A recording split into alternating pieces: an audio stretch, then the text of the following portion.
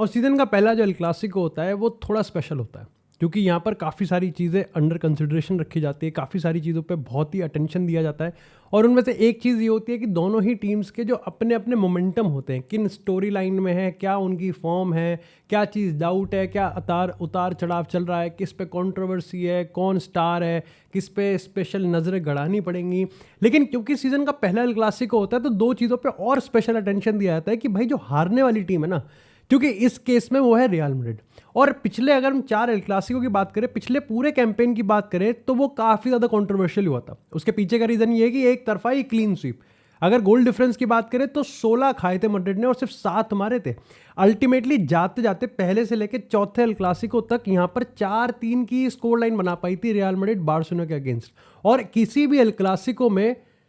Dominate नहीं किया था। ऐसे में नज़रें ये थी कि भाई यहाँ पर हारने के बाद, या फिर मैं कहूँ कि ह्यूमिलिएट होने के बाद, रियल मैड्रिड ने किन चीज़ों को सॉल्व किया है। लेकिन अगर फॉर्म की बात करें तो रियल मैड्रिड की पिछली हार की बात करें तो वो आज से लगभग 4 मैच पहले आई थी,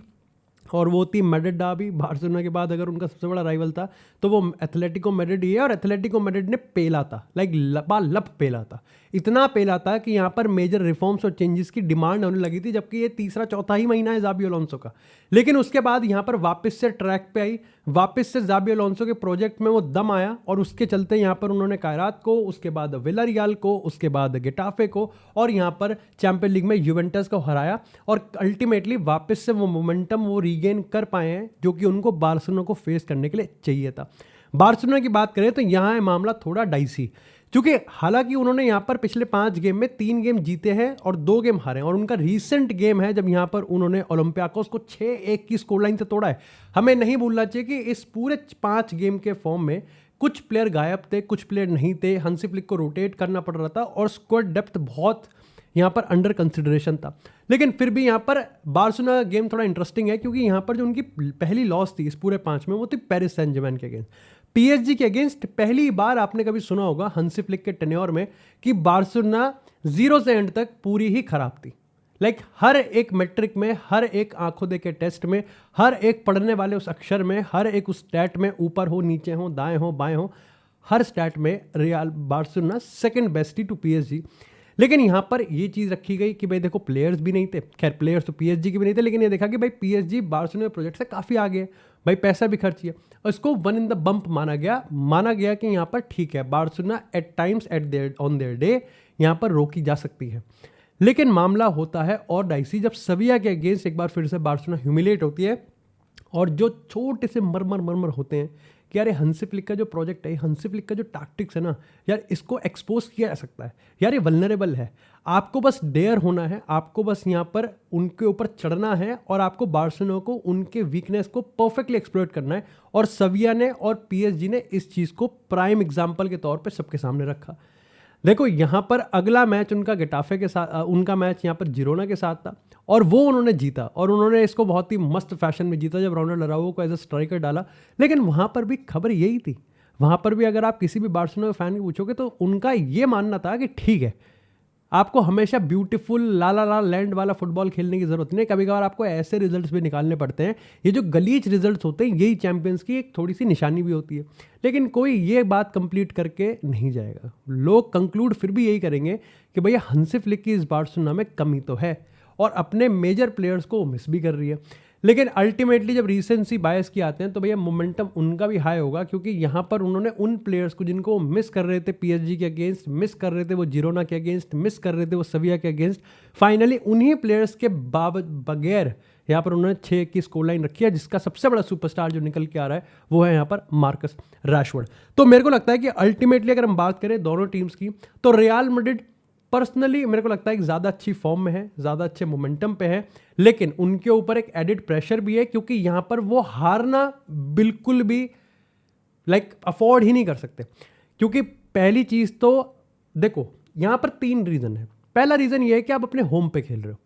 ठीक है, सीज़न का पहला एल क्लासिको है, और यहाँ पर आपके पास बढ़त भी है। तो यहाँ पर बहुत कुछ है आपके ऊपर हारने का। ना ही सिर्फ आप यहाँ पर अपने होम पे हारोगे आप, बल्कि यहाँ पर लीग टेबल में या फिर अगर ला लीगा की टेबल की बात करें तो वहाँ पर भी आप बार्सिलोना को सेक्रीफाइस कर दोगे अपनी लीडर वाली पोजीशन। दूसरा पॉइंट है कि यहाँ पर जाबी अलोंसो के प्रोजेक्ट की बात करें तो अल्टीमेटली बढ़िया ही है। यहाँ पर उसने बहुत सारे चेंजेस करे हैं, बहुत बढ़िया गेम स्टाइल निकाला है, यहाँ पर बहुत एफिशिएंट है और उसने इस चीज़ को प्रूव किया है कि Xabi Alonso can take this Real Madrid ultimate level पे।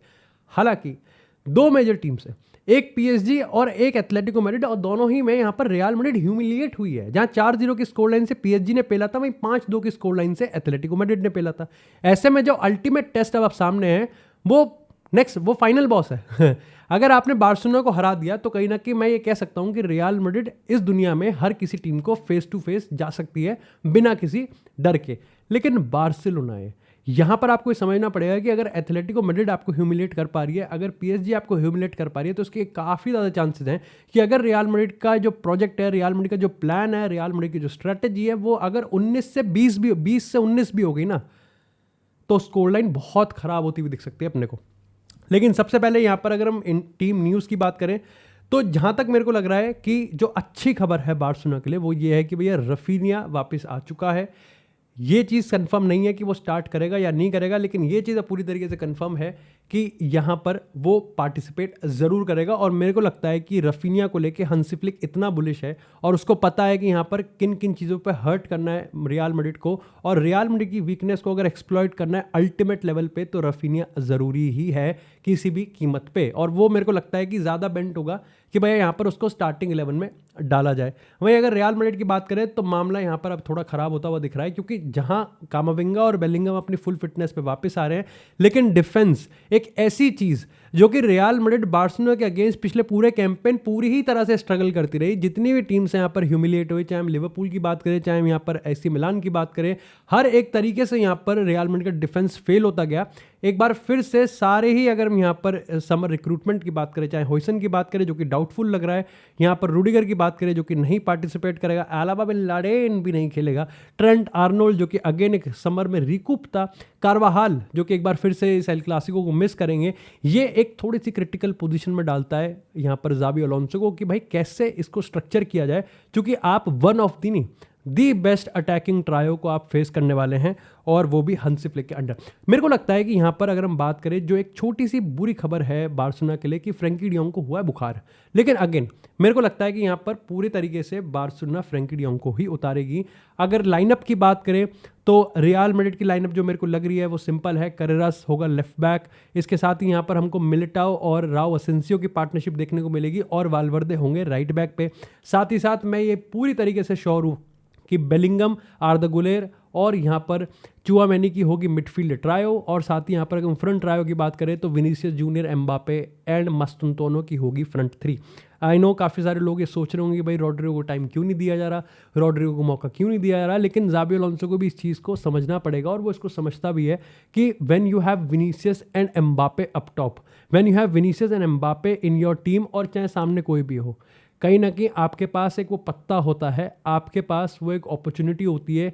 जहाँ पर आपकी टीम खराब भी खेल रही हो, आपकी टीम सफ़र भी कर रही हो, लेकिन अगर आपकी टीम ने सीक्वेंस को टाइम कर दिया, अगर आपकी टीम ने सीक्वेंस को मैच कर दिया, तो कहीं ना कहीं आपकी टीम के पास एक क्लच गोल आ सकता है। मास्तानतुओनो के साथ वो इसलिए जाएंगे क्योंकि यहाँ पर मास्तानतुओनो आपको of the ball work rate देगा जो कि रॉड्रिगो नहीं देगा, और कहीं ना कहीं यहाँ पर जाबी अलोंसो कुछ भी हो जाए वो ये चीज़ पूरी तरीके से अब समझ चुका है कि रियल मैड्रिड को कलेक्टिवली ही गेम जीतना पड़ेगा। और अगर फ्रंट थ्री बिल्कुल आइसोलेटेड, जो बहुत इंपॉर्टेंट है, अगर फ्रंट थ्री अपने प्रेस में, अपने वर्क रेट में, अपने ऑफ द बॉल स्ट्रक्चर में अगर कहीं भी मात खा गई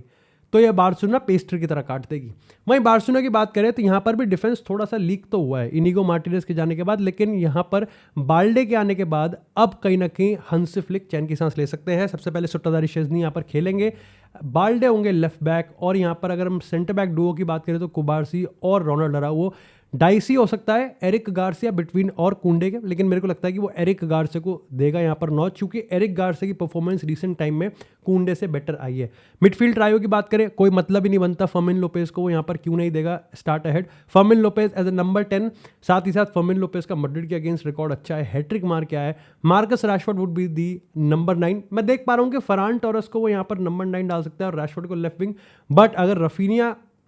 तो Raphinha, Marcus Rashford, lamin Yamal, और यहाँ पर आपके पास होगा पेड्री और फ्रैंकी डियोंग, और अगर डियोंग के से कुछ डाइसी है तो पेड्री, कासेडो आपको देखने को मिलेंगे।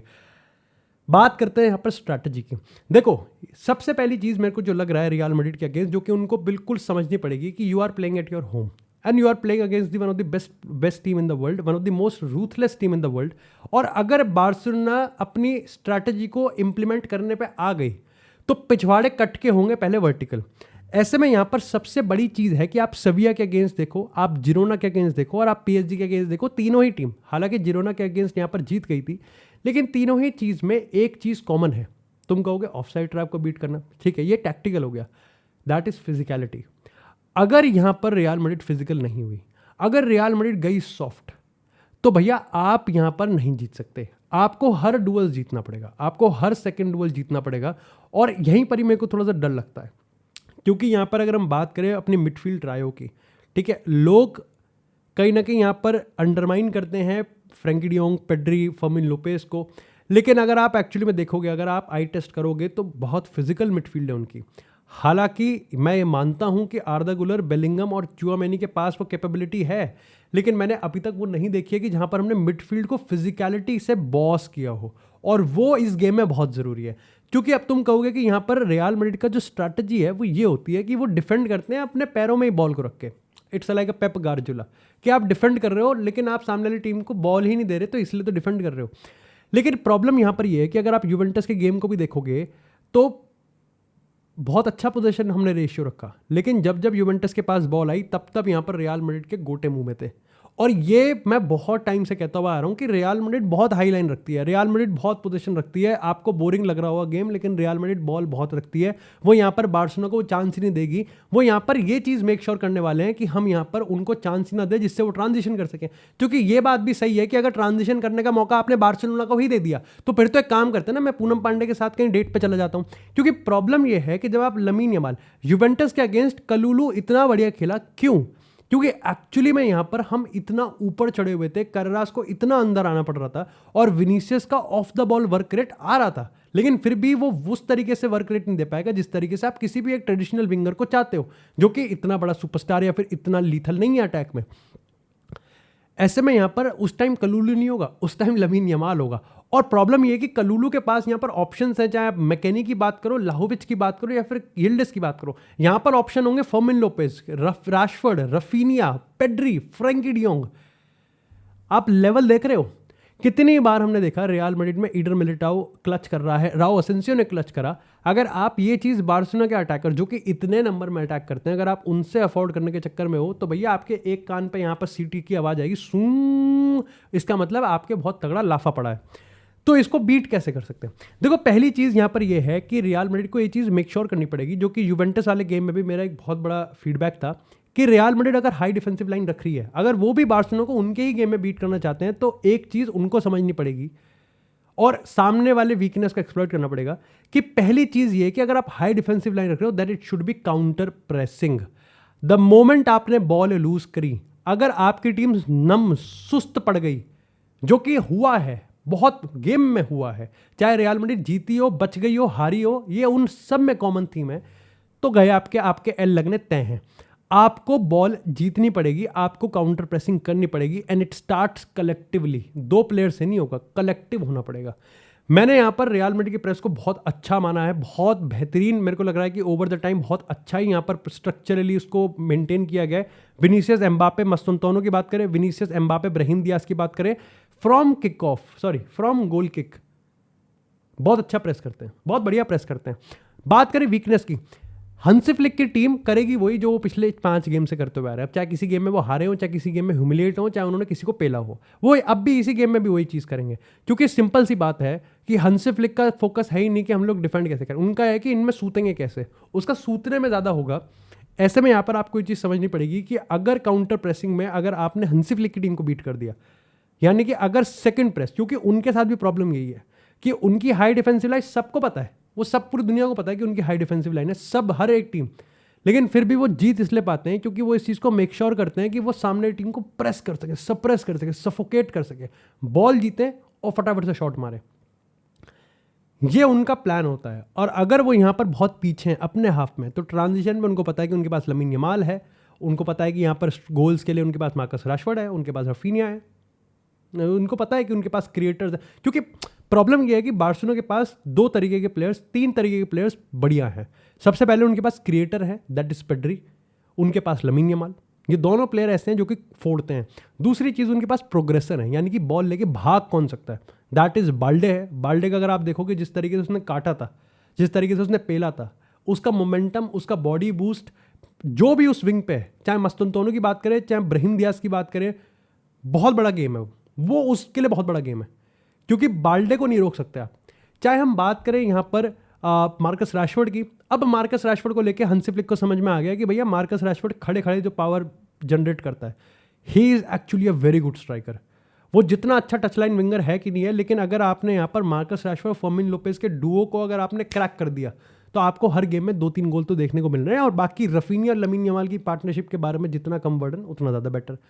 रियल मैड्रिड के साथ प्रॉब्लम यहाँ पर यह आ रही है कि एम्बापे फोड़ रहा है, और एम्बापे अकेला फोड़ रहा है, और रिसेंट टाइम में विनीसियस जूनियर ने वो पेस पकड़ ली।